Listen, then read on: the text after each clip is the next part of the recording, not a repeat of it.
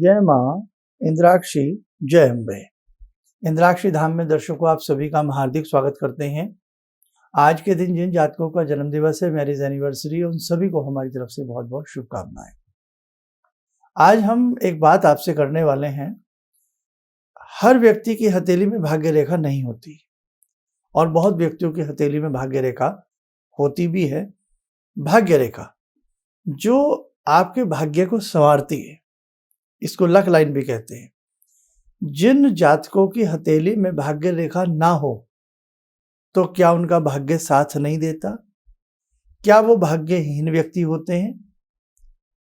बड़ा अच्छा सब्जेक्ट है, इसको सुनिएगा जरूर अपने ज्ञानवर्धन के लिए। आइए पहले आज का हम पंचांग ले लेते हैं, फिर हम आगे बात करते हैं। 19 मई सन 2022, दिन बृहस्पतिवार, ज्येष्ठ माह, कृष्ण पक्ष, संवत 2079, तिथि चतुर्थी, नक्षत्र सुबह प्रातःकाल तक मूल था, अब उत्तराषाढ़ नक्षत्र प्रारंभ हो चुका है। राहु काल 1:30 से 3, दिशा सूल दक्षिण दिशा। हमारी हथेली में भाग्य का वर्धन करने वाली एक भाग्य रेखा होती है। वो किस प्रकार से हथेली में होती है, कहाँ होती है? वैसे तो उसके कई स्थान है हथेली से निकलने के, लेकिन मूलतः वो हथेली के मध्य से निकल करके मध्यमा उंगली तक जाती है। अपनी स्क्रीन के ऊपर एक चित्र देखें ये चित्र। इस चित्र में जहां जहां ये हमने नीचे तीर का निशान बताया है, ऊपर बताया है, तो ये नीचे से भाग्य रेखा निकल करके ऊपर मिडल फिंगर मध्यमा उंगली तक जाती है, उसके पर्वत तक, शनि पर्वत तक जा रही है। ये महीन सी पतली सी रेखा ही भाग्य रेखा कहलाती है। अब देखिए, यहां से तो हमने बता दिया भाग्य रेखा निकल करके ऊपर जाती है। कई बार चंद्र पर्वत से, ये चंद्र पर्वत है, चंद्र पर्वत से भी भाग्य रेखा निकल करके ऊपर जाती है। कई बार शुक्र पर्वत से भी भाग्य रेखा निकल करके ऊपर की तरफ जाती है। ये भाग्य रेखा के बारे में तो मैं अनेकों प्रकार के सब्जेक्ट आपको दे चुका हूं, लेकिन आज हमारा सवाल है, जिन व्यक्तियों की हथेली में ये भाग्य रेखा ना हो तो क्या होता है? क्या उनका भाग्य साथ नहीं देगा? क्या वो लकी नहीं है? तो सबसे पहली बात तो ऐसा कदापि नहीं होता। जिनकी हथेली में भाग्य रेखा नहीं है तो भाग्य उनका भी साथ देता है। फर्क क्या आता? फर्क यह आता है, जिनकी हथेली में पहले से ही भाग्य रेखा स्पष्ट बनी हुई है। कैसी भाग्य रेखा होनी चाहिए, किस प्रकार से शनि पर्वत पर जानी चाहिए, ये सारी चर्चाएं हम पहले कर चुके हैं, काफी अंक में कर चुके हैं। लेकिन अगर भाग्य रेखा बिल्कुल भी ना हो तो संघर्ष थोड़ा जीवन में बढ़ जाता है। कोई भी चीज आपको प्राप्त होगी, लेकिन या तो थोड़ा विलंब से होगी या थोड़े संघर्ष के साथ होगी। जिसकी हथेली में सही, सुस्पष्ट, निर्दोष भाग्य रेखा होगी, उस व्यक्ति का जीवन थोड़ा सहज, आसान हो जाता है। कई बार एक व्यक्ति के पास इतनी मलकियत होती है, इतना धन होता है, या कोई भी संसाधन ले लीजिए, सुविधाएं होती हैं कि उसे कहीं जाने की जरूरत नहीं होती है। जो चीज आप बहुत मेहनत करके, प्रयास करके घर ला करके सुविधा लेते हैं, उसको वो चीजें पहले से मिल जाती हैं। तो ये पहले से ही कोई चीज मिल जाना, उसका कहीं ना कहीं भाग्य पहले से ही उस प्रकार से बुलंद है। एक व्यक्ति उसे पुरुषार्थ से मेहनत करके लेके आया है, तब उसने उसका सुख भोगा है।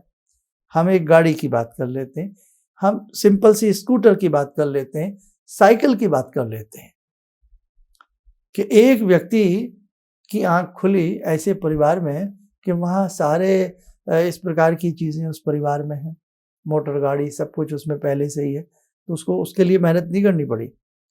एक व्यक्ति ने जन्म लिया बहुत अच्छे परिवार में, लेकिन उसने साइकिल अपनी मेहनत से बनाई, मोटरसाइकिल अपनी मेहनत से बनाई, और फिर उसके बाद गाड़ी उसने अपनी मेहनत से बना ली। भाग्य उसका भी साथ दे रहा है, लेकिन उसका भाग्य उससे मेहनत करवा रहा है। और एक व्यक्ति को बिना मेहनत के सब कुछ मिल गया। समझ रहे हो ना, फर्क समझ रहे हो? तो ऐसे ही अगर किसी व्यक्ति की हथेली में भाग्य रेखा ना हो तो ये कभी मत समझना कि ये व्यक्ति लकी नहीं है, ये व्यक्ति भाग्यहीन है, इसको कुछ नहीं मिलेगा। एक चीज और बताता हूं आपको, अपनी स्क्रीन के ऊपर देखिए, जहां हमने ये सर्कल के निशान बनाए हैं, ये गुरु पर्वत है, दूसरा सर्कल है ये शनि पर्वत है, तीसरा सर्कल है ये आपका सूर्य पर्वत है, फिर आपका बुध पर्वत है। अभी हम 4 सर्कल की आपसे बात कर रहे हैं।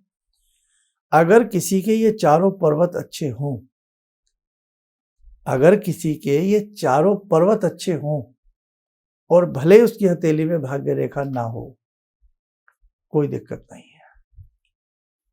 ये चारों पर्वत अच्छे ना हो, इनके ऊपर अशुभ चिन्ह से चिन्हित हो, दबे हुए पर्वत हो, मांसल स्थिति में ना हो, हथेली का रंग फीका फीका सा हो या काला काला सा हो, और ऊपर से भाग्य रेखा भी ना हो, तो वास्तव में बहुत पापड़ बेलने पड़ेंगे उस व्यक्ति को।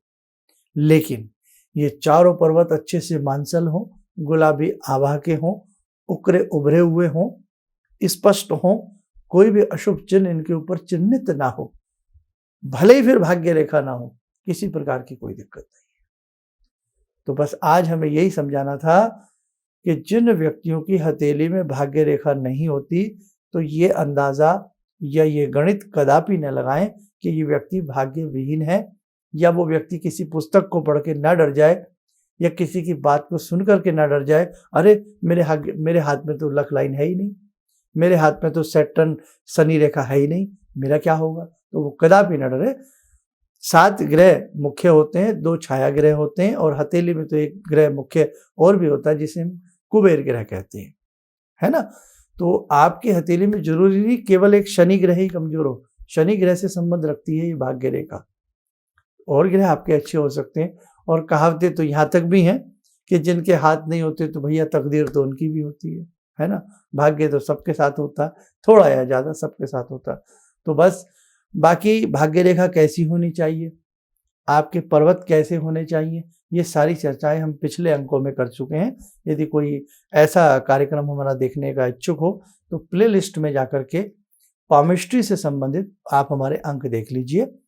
और जिनके पास जन्म पत्रिका ना बनी हो, सही से डेट ऑफ बर्थ ना पता हो, तो वो क्या करें, एक बार किसी विद्वान व्यक्ति को, मर्मज्ञ को अपने हाथ की रेखाएं दिखाएं, और जीवन में जो समस्याएं चल रही हैं वो उनसे बाहर निकल सकते हैं। आइए समय हो चला आज की ध्यानमाला का। आज की ध्यानमाला में जुड़ते हैं बाके बिहारी भगवान श्री कृष्ण से।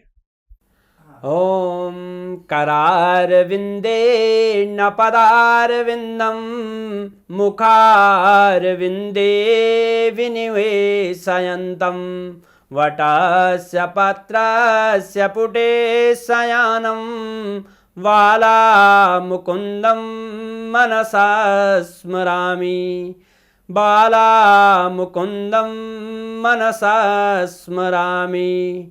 कस्तूरीतिलकं ललाटपटले वक्षस्थले कौस्तुभं नासाग्रे वरमुक्तिकं करतले वेणुकरे कङ्कणं सर्वाङ्गे हरिचन्दनं सुललितं कंठे च मुक्तावले गोपास्ति परिवेष्टितो विजयते गोपालचूडामणि शान्ताकारं भुजगशयनं पद्मनाभं सुरेशं विश्वाधारं गगनसदृशं मेघवर्णं शुभांगं लक्ष्मीकान्तं कमलनयनं योगवृद्ध्यानगम्यं वन्दे विष्णुं भवभयहरं सर्वलोकैकनाथं। कवच बना लें, ध्यान करें, भगवान श्री कृष्ण का शुभ आशीष हम सबके ऊपर बरस रहा है।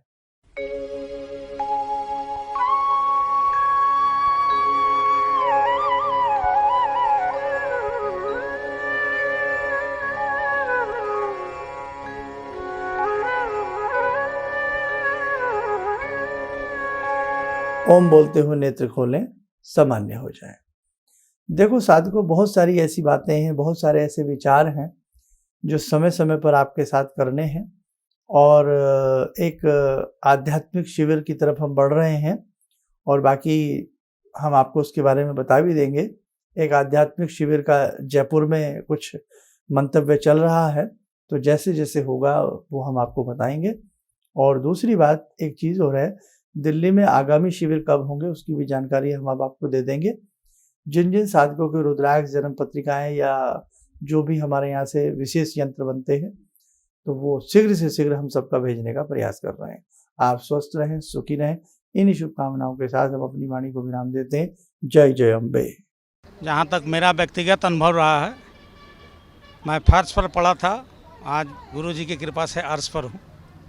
गुरुजी ने एक मंत्र जब पहली बार मिला था, तो मैं ऐसी परिस्थिति में गिरा हुआ था कि मेरे को ये लगता था कि मैं जिधर भी जाऊँ मेरे तरफ एक तरफ कुआं एक तरफ खाई वाली स्थिति मेरे साथ थी।